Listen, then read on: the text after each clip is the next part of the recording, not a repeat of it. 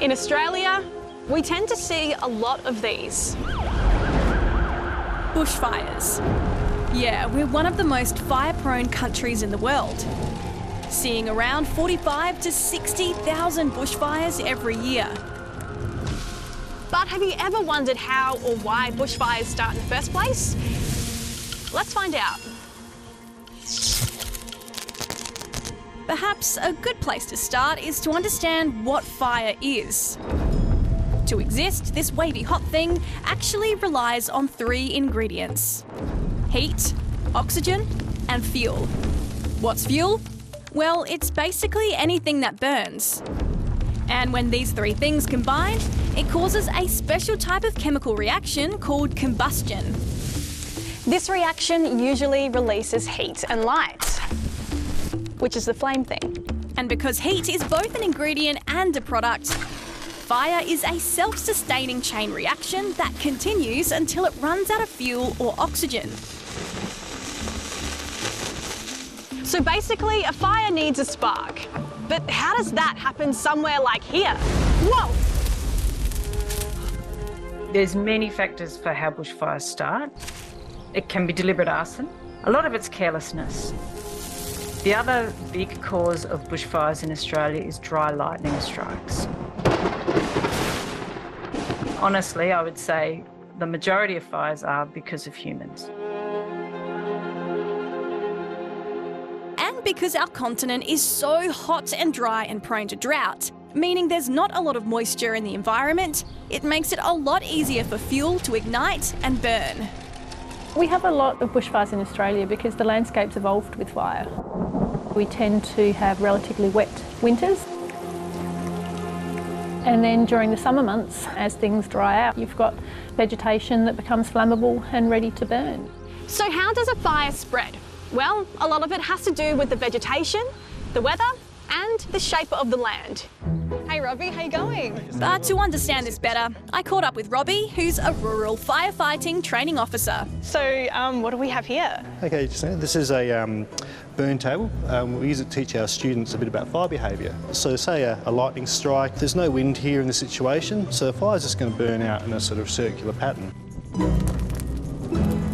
Now the other thing that can affect fire, the 2 main things, is the wind or slope. So what I can do here is light another fire on a 20-degree slope.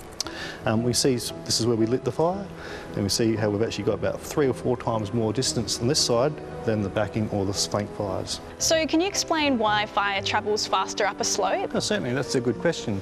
When you have a fire burning upslope, the heat coming off the fire actually pushes through the fuel in front of the fire, and therefore that goes to accelerate the fire of that direction. The shape of a fire and how many there are can also influence how a fire might behave.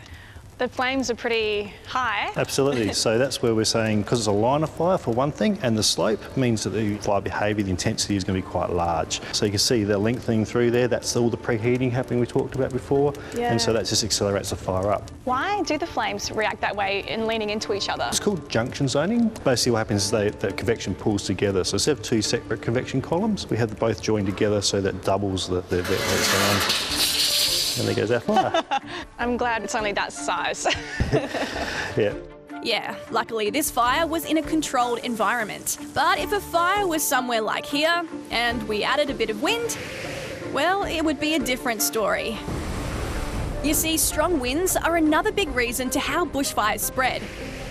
Because by providing more oxygen, it increases the intensity.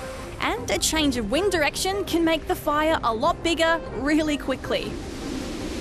Yeah, spot fires galore down here. We're talking about 60, 70 metre flame heights. 60, 70 metre flame height. In some cases, bushfires can get so big and generate so much power, they can even create their own weather.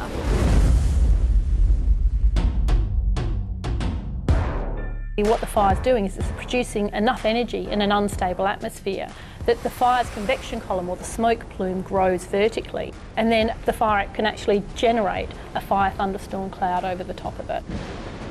And in the extreme events, of course, we can see these fire-generated thunderstorms or pyrocumulonimbus clouds can actually ignite new fires downwind. Another fire spreader are embers, which are burning materials like leaves, twigs and bark, and can start spot fires kilometres away. Not to mention the radiant heat that comes from a bushfire. It can be so intense that the fuel around it can self-ignite. If they're particularly dry and fine fuels, they will start to burn themselves. So that is one of the ways the fire accelerates. Is also what makes it so dangerous for us and for animals. So with all this in mind, how do we manage or prevent bushfires? Well, one way is to quite literally fight fire with fire. We see this with prescribed burns, which involve strategically setting planned fires to reduce the amount of fuel in the landscape, something that's been practiced in Australia for tens of thousands of years. Cultural burning, it's the First Nations, Aboriginal people, Indigenous peoples' way of burning the country. We call it cultural because it's a part of the culture of the land and the people's relationship. Culturally, we try and keep the fire intensity quite low because we want to protect the canopy. If we do our burning early in the cooler times, when the lightning strike, the fire won't be so bad because we've done all that good fire, all that cultural fire around the landscape. You see, unlike hot fire, which can kill plants and cause thick, hazardous regrowth, cool fire gently removes fine fuels at lower temperatures, propagates fire-dependent plant species, and allows animals to safely move away from the heat. So there's a lot of work that's happening across Australia at the moment in Indigenous fire regimes and trying to say how can we actually put good fire, low intensity fire, back into the landscape and make sure that we're nurturing the landscape instead of letting the fuel loads accumulate. There are a lot of things that we can do too, like keeping fuel loads low around the house, avoid doing activities that could cause an unwanted fire, paying attention to weather conditions, and if you're in a bushfire-prone area, having a bushfire survival plan, so you know exactly what to do if you need to get to a safe place. This is part of how we live and where we live. We learn about the science so that we can look after things properly, so that we can make good decisions, so that we can provide appropriate warnings and advice to communities for how to keep themselves safe, to make predictions, and that's why it's important we understand the science of bushfires.